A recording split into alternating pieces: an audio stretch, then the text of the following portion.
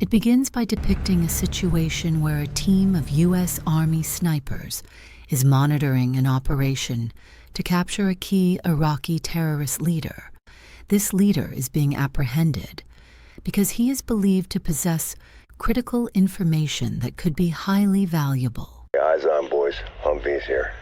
Meanwhile, several supporters of the militant leader were not idle.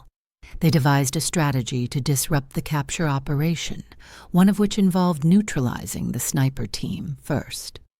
My position's been compromised. I repeat, my position. And yes, one of the 3 snipers was successfully taken down. The situation caused Frank, the leader of the team, to lose his composure and make impulsive decisions. As a result, the situation escalated, leading to unintended harm to those involved. 10 years passed, and Frank had long left his military life behind. However, he couldn't deny that the events of a decade ago still weighed heavily on his mind. To this day, he hadn't found the strength to share his story with anyone. In his retirement, Frank spent his days keeping busy with various activities at his auto repair shop. On that particular day, he and one of his employees had just finished repairing a car, which was now ready to be delivered to its owner. Meet Casey, a beautiful woman who is Frank's wife. When they got married, Casey already had a daughter named Shannon. Despite this, Frank treated Shannon as if she were his own biological daughter. Knowing that Frank would receive payment from the car's owner, Casey and Shannon insisted on joining him to deliver it, while persuading Frank to take them on a weekend getaway.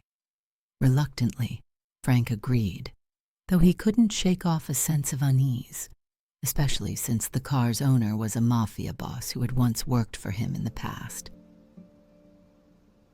Upon arriving at the destination, Frank was confronted by a burly bodyguard whose arrogant attitude led to a heated argument that escalated into a physical fight. Fortunately, an insider named Lazarus stepped in to break it up and quickly escorted Frank to meet the boss, Cleo. Okay, Frank. Always the perfectionist, huh? Frank was taken aback by the contents of the envelope he received. The amount of money inside was far too much to be just payment for a car repair. You'd like some real work. It turned out that Cleo wanted Frank to return to working for him as a hitman. However, Frank refused the offer and left, taking the envelope with him. Night fell, and deep down, Frank briefly contemplated the idea of returning to the mafia world with Cleo. However, he was still determined to avoid going down that path again.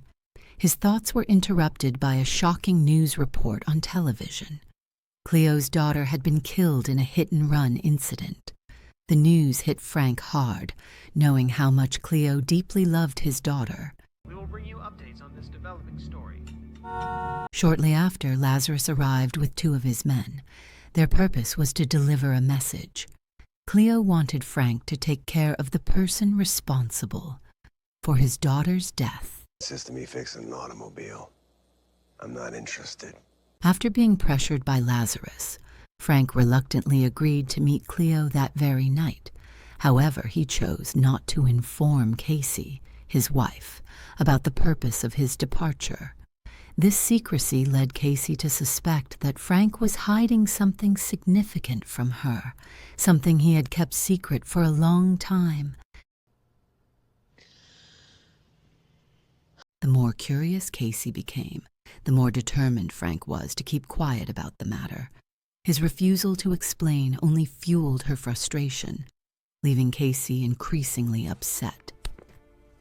Yes, Casey, overwhelmed with frustration, expressed her anger toward Frank, but he chose to remain calm and said nothing. Without further confrontation, Frank quietly left and made his way to Cleo's house. As a grieving father, Cleo was still struggling to come to terms with the tragic loss of his daughter, especially since the perpetrator remained free.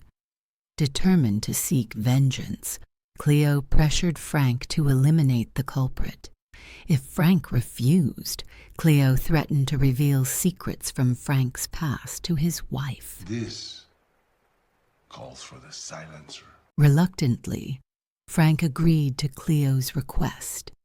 Meanwhile, Lazarus, who already had detailed information about the perpetrator, handed it over to Frank and urged him to carry out the task without delay. Let's never be skeek with you, Les. From the data provided, Frank was able to trace the perpetrator's whereabouts with ease, making it almost certain that he could carry out the task before the target turned himself in to the authorities. However, upon discovering that the target was with his family, Frank was immediately reminded of the horrific events from 10 years ago. Unfortunately, this caused Frank to be trapped in a moral dilemma. In the end, he decided to let the perpetrator go. Shortly after, the police arrived and apprehended the target.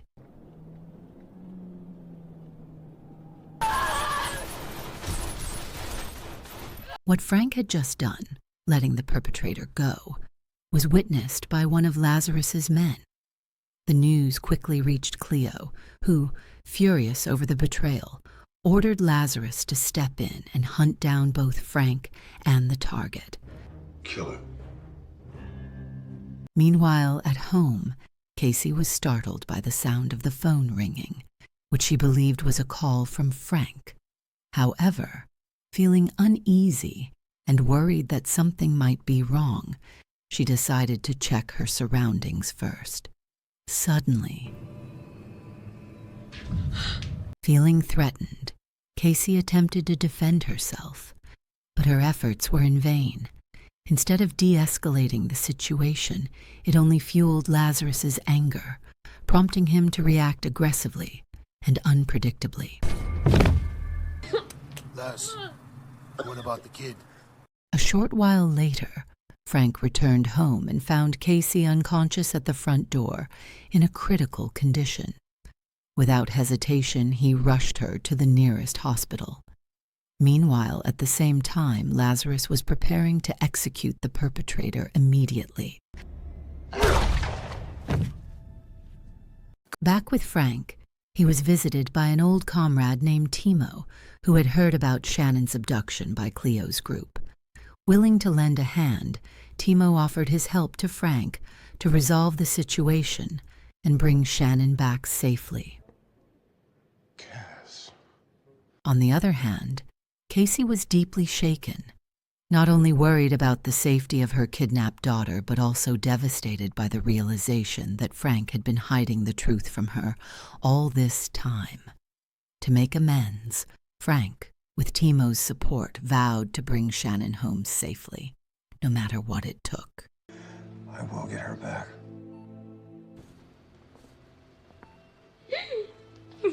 Before long, their journey brought them to Cleo's residence, which appeared eerily quiet.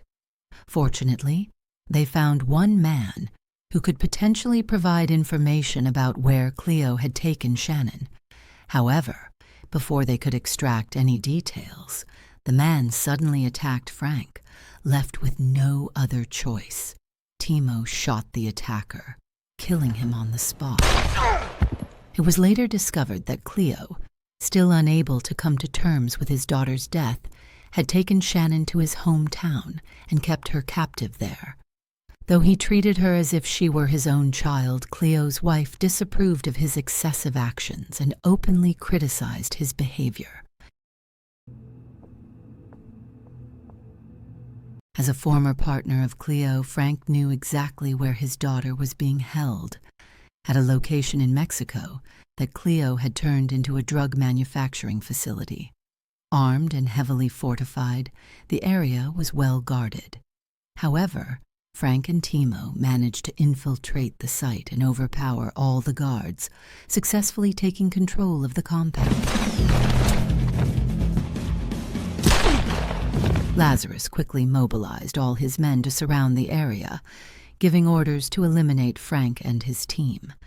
Unbeknownst to them, Frank and Timo were already at one of Cleo's bars, where the burly bodyguard was casually playing cards.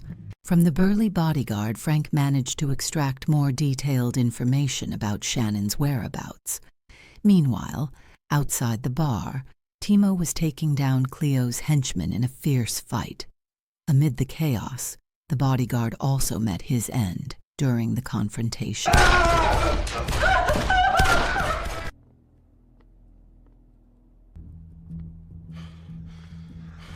Considering the increasingly dangerous situation for Cleo, Lazarus used all his skills to protect him by directing an assault up the hill where Frank and his team were stationed.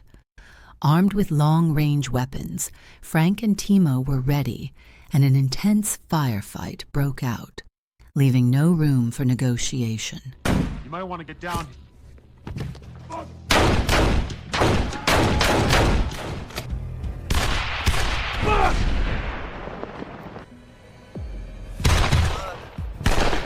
At the same time, Lazarus was caught off guard when Frank suddenly appeared from behind. Although Frank initially tried to approach him calmly and talk things through, the panicked Lazarus reacted aggressively instead. Left with no choice, Frank delivered a precise shot, taking Lazarus down. I can't do that, Frank.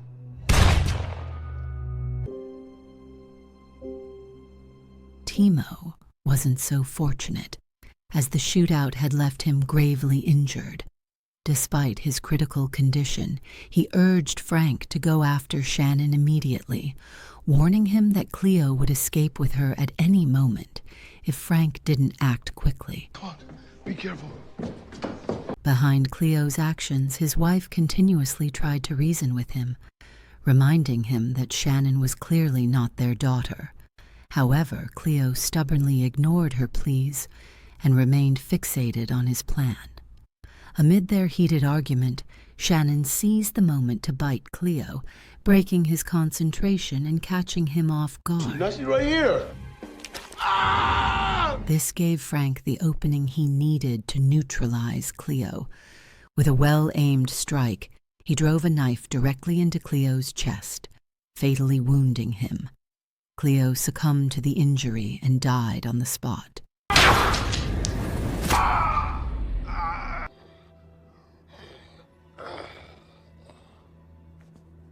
After enduring a long and exhausting journey, Frank was finally able to fulfill his promise to his wife by bringing Shannon home safely.